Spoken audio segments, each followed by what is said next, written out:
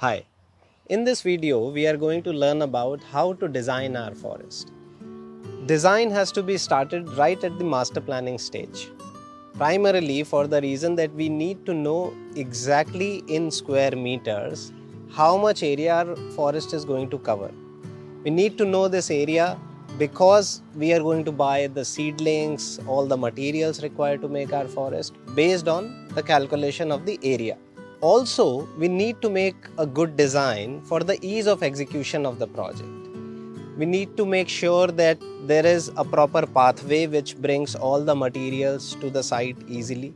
We need to designate some area for materials unloading, also for keeping the seedlings close to our forest. So whenever we make a forest, in the design itself, we keep some area aside for mixing the materials, unloading the materials, keeping our seedlings on site, labor resting area, etc. The prime most consideration in making of your forest is the width of your forest. Ideally, your forest should be at least 4 meters wide, especially if you are planting it in a country like India, where we have all 4 layers in most of the country. The reason being we have to have 4 meters width is because we want to make an opaque forest, a forest through which you won't be able to see through. To get a feel of the forest when you are walking amongst strips of forest like this, the width should be at least 4 meters wide. Otherwise, when you are inside the forest, you will be able to see through it.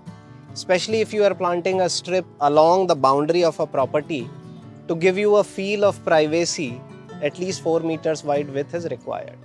However, using the Miyawaki method of afforestation, you can plant even narrower strips. We have seen and also planted strips of forest which are just 1 meter wide.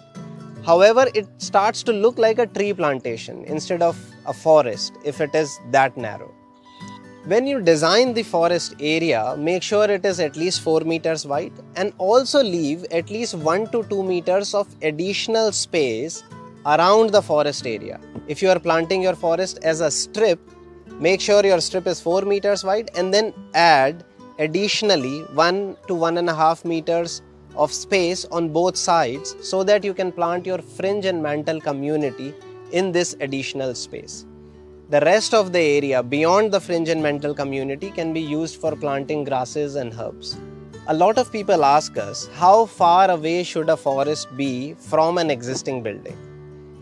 If your soil is prepared well, to be honest, none of the roots are going to penetrate into the concrete. Provided a choice, a root will always penetrate into soft soil rather than penetrating into concrete.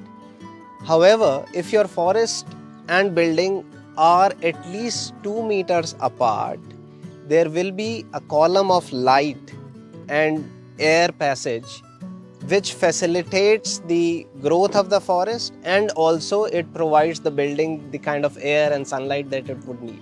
So we recommend a distance of 2 meters between the forest and building.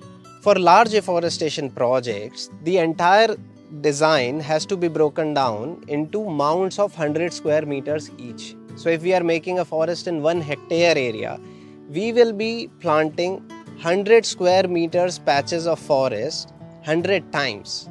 So every project we execute, we break it down into mounds of equal size, whether it is 100 square meters or 200 square meters.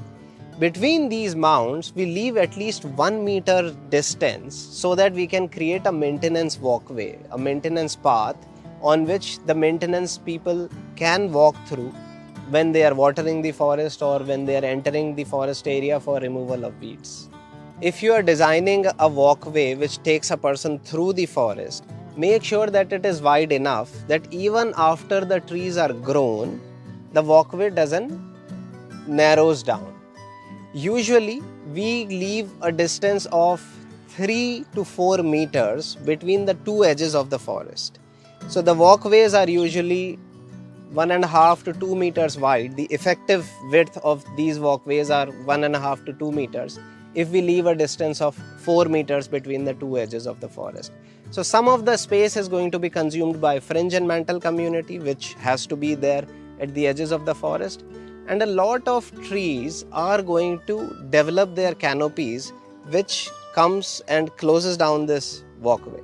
So for the initial few years, maybe first 5 to 6 years, a number of branches are going to be penetrating into the walkway, even at the eye level or at the level where people would be walking. So to avoid that type of discomfort, the walkways should be wide enough that in spite of the growth of the trees into the walkway area, a person can walk through it comfortably. So these are some of the considerations which one has to take in designing the forest. We are practicing something called forestscaping, where we are offering forest making as a replacement of conventional landscaping. So be as creative as you would like to be and create beautiful forests which facilitates human interaction. Usually these forests are so dense one can't even walk through them. So it's essential for us to design them in a way that people can also use them and experience nature while they are being in center of a city. Thank you.